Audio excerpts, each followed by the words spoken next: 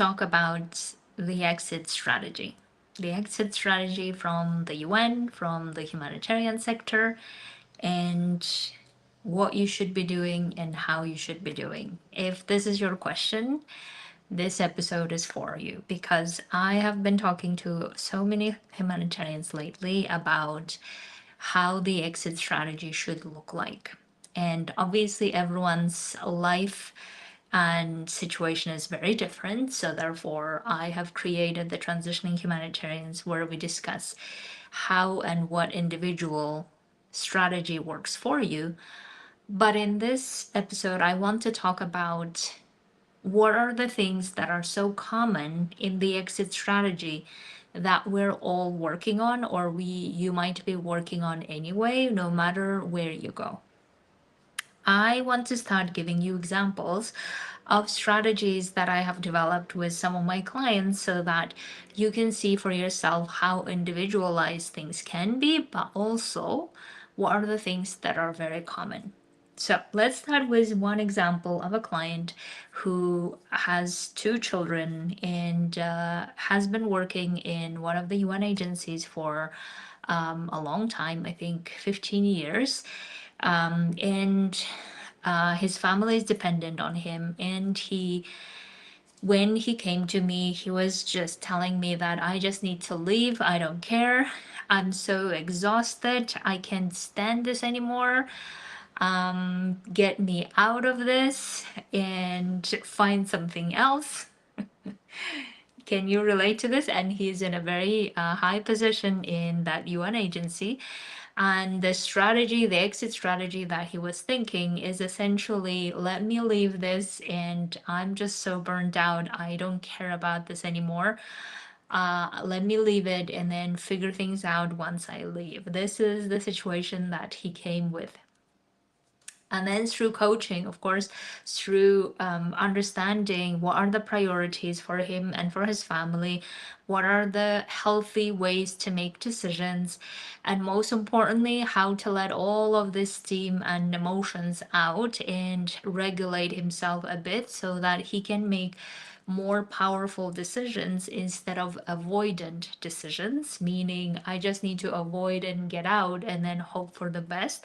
That's not an exit strategy. I have done this before, and I have also talked a lot about how that is not where decisions are powerfully made. And most importantly, once we leave, and then once we are rested and we are realizing that, oh my God, I don't know where to go, I don't know how to support my family, I don't want anyone to be in that situation. So, therefore, through coaching him through different options of getting him out of those emotional turmoil that he was in, and then starting to look at what options available, why he should make those decisions, and what is the best decision in his circumstances, then he started realizing that the best decision is to stay in the organization and actually pursue a promotion instead of keep staying, excuse me, in the same situation that he had been for some years. And then we started solving for the problems in the office that he was having. And then once we started solving for those problems, then we started solving for how to get to the promotion that he wanted and where to do that and with whom to work. All of this we started solving to a point that he realized that leaving the UN would have been the biggest mistake that he could have made if he had just followed his emotional turmoil of I just need to leave and that's it, right? So the strategy that worked for him in his situation is taking care of his emotional state first and then looking at options that he actually wanted and not allowing a lot of the work problems influence his judgment, and then start making healthy decisions to stay, and not only to stay but to promote, to go for promotion. That's what we worked on. That's the exit strategy for his situation. Now, I was working today with another client who was about to get a new promotion within her job currently. She also works in another similar organization, and she wanted to take this opportunity to beef up her managerial skills. And then once she does that, she gave herself 1 year time when she transitions and gets out of the organization and reunites with her husband in another country and starts life there. And she also gave herself enough time to figure things out as to where to go, and her main desire is to work for the private sector.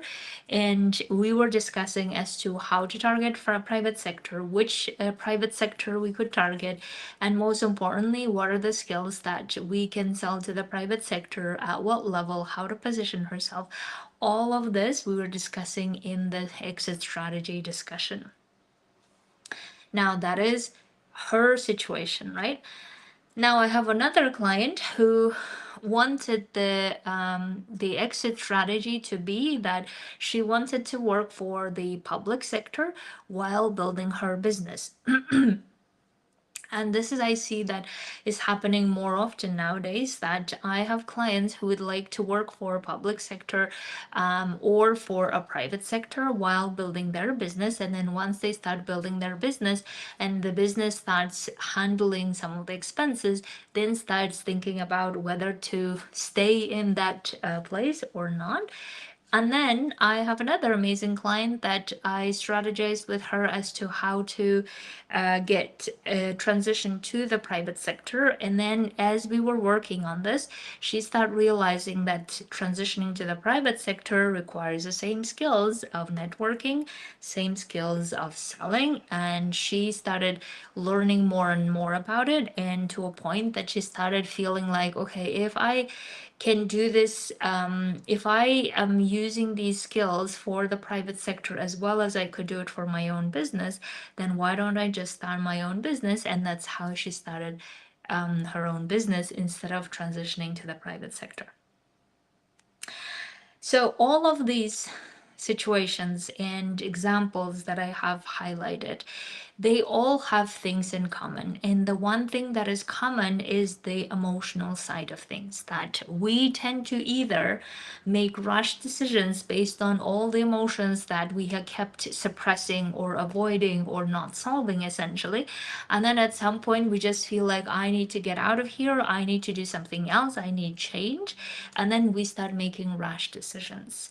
Another one is the opposite, is that we don't take enough decisions or actions, and then we get ourselves to a desperate point where we keep applying, we keep doing the same thing over and over again, and then things don't work, and then we're emotionally exhausted by rejection after rejection. And then at some point it just feels like, oh my god, I just can't handle all of this anymore. And then again, make a decision to do something totally different without really understanding why things haven't worked. And maybe we even have the tendency to say that it's because of the market, because of this thing, because of that thing, without really knowing, okay, if we don't just keep moving the responsibility to those things, then what are the things that I still can do about it and move forward, or do something with my situation instead of keep being frustrated. Right? So the emotional side of the transitioning is the part that is very heavy for many people. And that's why it feels very hard. And that's why, because it feels so hard and we keep working on it and nothing happens, or we're not getting the results we want. Like one of my clients keeps saying that I need some heavy dopamine to keep going, right? So we keep then having more of the emotional reaction to the situation without really understanding why things are not working the way we want to and what we can do to change things. So that's the emotional part that we need to work on with everyone who's working on transitioning. No matter whether you are within the organization and you can't wait to get out of it, or whether you are already out of the organization and trying to get in but have a lot of difficulties, whatever it is, our emotional state keeps influencing how we should act, or what we should do and what we shouldn't do, versus what is the healthy powerful way to move forward to what we want that actually is the long term of what we want. The second thing that is in common is that a lot of questions come up in transitioning. And you probably have heard of it, or you have a lot of questions yourself, and you probably have been asking those questions a lot as well without ever answering. So, what I see happening is that in every step of the way, people have a lot of questions. Like with some of my clients, I even discuss what are the things to say in a networking, in a conversation to someone based on their profile, based on what they like and don't like. Sometimes they have even difficulty going to a networking event or networking with others because they have a lot of assumptions about how other people hate networking and they shouldn't be bothering other people and all of this. Right? So there are a lot of questions that people get stuck every part of the way. And that's exactly why I have created this community where I can help people answer every step of the way the questions they have that keep them stuck in confusion and in excuse me, in indecision, or they know what the thing to do, but they have difficulty actually going and doing it, and then they just keep asking more questions without answering them, right? So the question, asking questions is essentially resistance coming up, confusion coming up, fear coming up, and they all are disguised in the form of questions, right? So if we're afraid that other people will hate if we network with them, then obviously we will not even take any action to networking because we just stay in the assumption of, okay, I'm afraid they will hate me, so I don't do anything. Or if we have the assumption that I'm confused about, what to do next. I'm confused about where to go. I am not good at this. How can I be good at this? How can I do this? How can I do that? They just keep staying in those question marks, which are really coming from fear of the discomfort, fear of the unknown, fear of not knowing how to handle and what to say, all of these things. And no matter how many times we research and ask AI, it won't help us because we're just dealing with our emotional state disguised as question marks. So my goal in this community is to help everyone pass, go through step by step to the next level, to the next level, so that they don't let any of the questions, any of the emotions, any of the resistance stand in the way. Because the more we listen to resistance, the more we listen to fear, the more we listen to how everything will be bad and it won't work and all of this stuff, the more we keep creating that reality. And most importantly, the more we keep creating more reasons to be struggling about. And you've been there probably many times. So, therefore, the question marks are very common for everyone as to how do I do this? How do I approach this person? What do I say? How do I sell my expertise? What does it even mean? What if I'm not good at this? What if I will not say the right things and then they will be mad at me? All of these questions we need to answer and also have our like literally the script or the way to solve every one of them so that we keep going, right?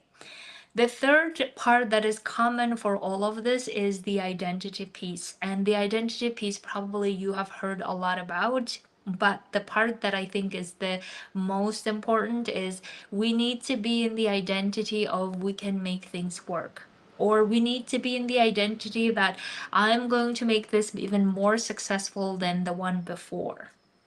Because if we keep staying in the identity of, I don't know who I am not sure, now that I'm not part of the system, I don't have structure, I don't have this, I don't have that, who am I? If we keep staying in all of these questions or all of these identity topics, then we will not be even focusing on how to make the next transitioning more successful. So having the exit strategy is not only about what are the things that we need to doing and how are we supposed to be doing them, but also what are the reasons why we may not even go and implement our own strategy. What might be our own reasons for not doing them, and most importantly, how to get ourselves to keep doing them and doing them systematically. You probably know currently that doing things sporadically, doing things here and there, doing things for fun may not always work and may not get the results that we want to. So how can we approach this in the systematic way? So I was coaching a client in this transitioning humanitarian community, and she was telling me all about her new responsibilities in addition to the ones that she had. And she was talking about how she feels overwhelmed and she's not able to do all the things on her priority list. And she keeps feeling like the problem is planning skill. Now, we have tried to plan in one way and she feels like it's not working, and we've tried to do it another way. She feels again that it's not working, right? And all of these plans that she keeps coming up with as to how to make things work, but it's not working, she feels. And the part that we needed to work on with her is the part about identity. So if she sees herself as someone who cannot manage at this level of responsibility or manage at this level of decision making without going into details, if she doesn't see herself that way in the identity piece, then she will keep seeing planning skill as a problem.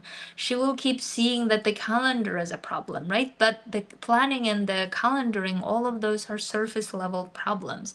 But the reason why they're not changing, no matter how beautiful our plans are, how tested our plans are, if we don't really see ourselves as someone who's capable of, who has the capacity to lead on bigger and higher terms, then none of these actions won't help. So that's the part about the identity that I'm talking about that we need to work on.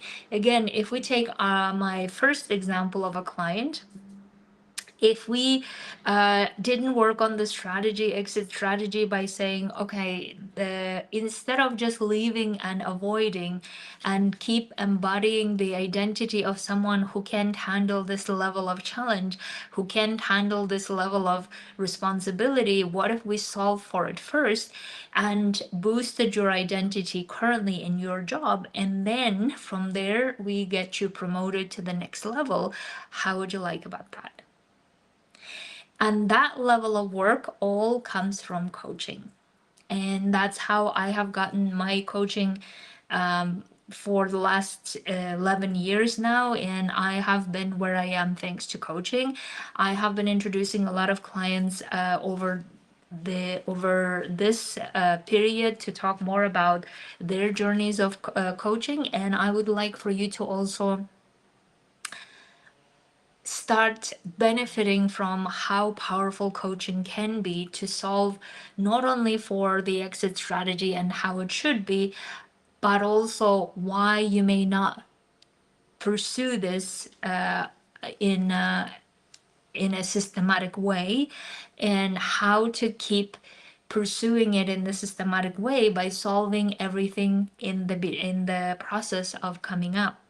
And that's the whole purpose of the Transitioning Humanitarians community, where we can help you solve everything in the way that I can be in your journey, every step of the way, to say, okay, here is what you could do to solve this, here is how you can solve it, and then get your minds and everyone else's mind working on how to get you positioned in the best way to choose from options rather than feeling desperate to get even a job that you feel like you cannot get.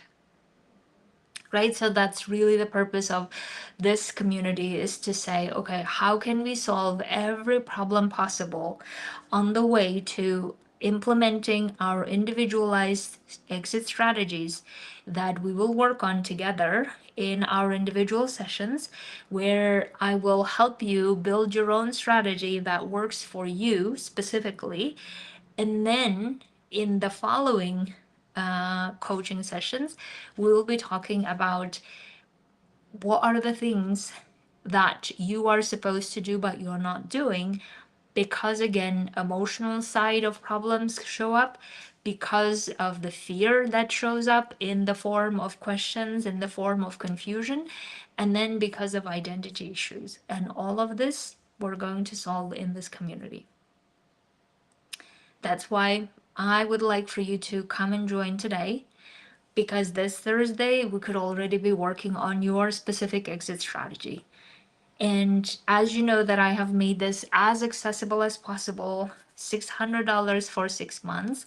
And I would like for you to commit to making the most out of this community by not only knowing what your strategy is for exiting and how to do that, when to do that, and what to do when those problems come up, so that you know exactly how to exit in your own terms in the most powerful ways.